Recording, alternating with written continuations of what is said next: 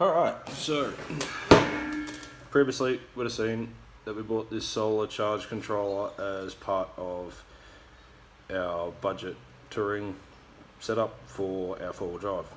So we've ended up going in a different direction, and rather than hold on to it, sell it, whatever, we are going to be using this as part of our off-grid workshop stuff. So it's not going to go to waste. So we'll take it out of the box. Oop.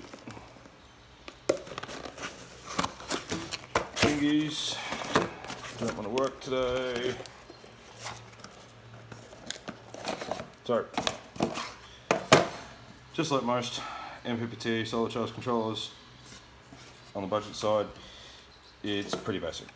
So, we have, now I believe it's a 30 amp, so 30 amps, dual USB on the front, and I have no idea what these little buttons will do, but we will find that out later. So, for now, I'll get this in a better light. So we have, on this side, there's two connections for your solar panel, two connections for your battery, two connections for your load. So we will install this and then get these wires done up. Okay, so not 100% finished with this area as yet, so just short term.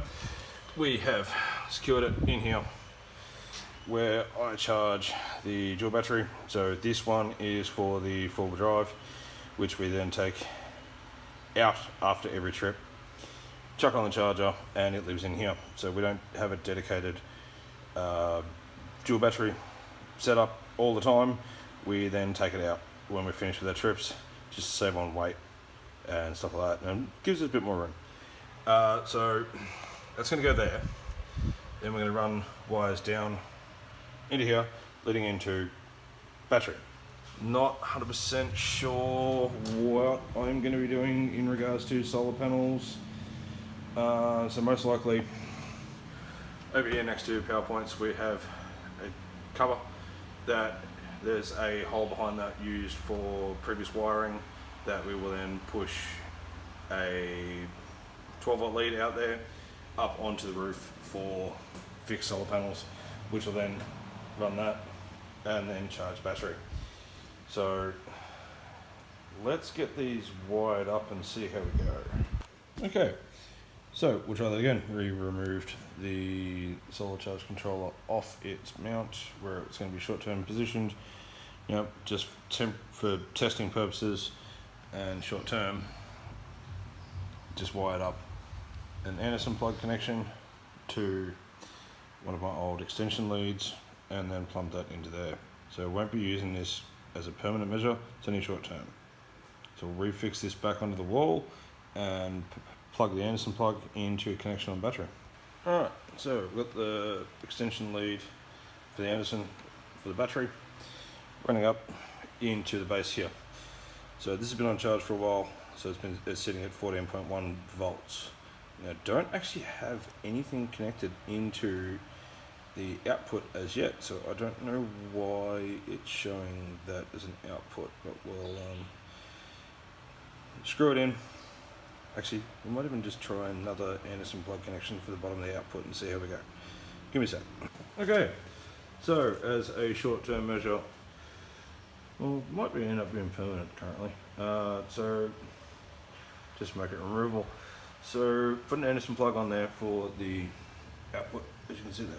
So it runs in an Anderson plug that then feeds the back of our old unit, which we haven't finished repairing. So up here, 2 USB, Anderson plug, volt, another set of dual USBs, SIG socket. Everything is fused in through here. So I've only got a couple of things in there at the moment, being 1 and 2. So what we're going to do is I'm going to chuck, I have a little, what is that? That is, what does it say? How big is it? Oh, there you go. So 150 watt inverter with 6 socket connection. We're going to connect that up to 6 socket and then see if we can run one of my battery chargers off that. Okay, so got that connected in the 6 socket running to the inverter, which is then powering up this battery charger. 18 volt battery charger, which that battery charger is rated to 140 watts, which will charge my 18 volt batteries from Power Tools. So that will work for one charger. So we are going to have to upgrade to a bigger inverter for this setup, but for now this will work. Alright, so got that connected up to the solar charge controller and 6 socket leading out down to the inverter, and is running battery again. So this battery is full, so we'll do it, take it off, put it there, take the one that is currently in my drill and impact, we'll run that to there, and that one's full as well. So that's not a very good test, but as you can see, temporarily hooked up. The only problem is we can run one charger at a time, so I'll have to see how that's going to go in the short term, but don't have any charging connected to the battery at the moment. This is just for a test, so at least we know that this works, which is good, and we can work on it more in the future.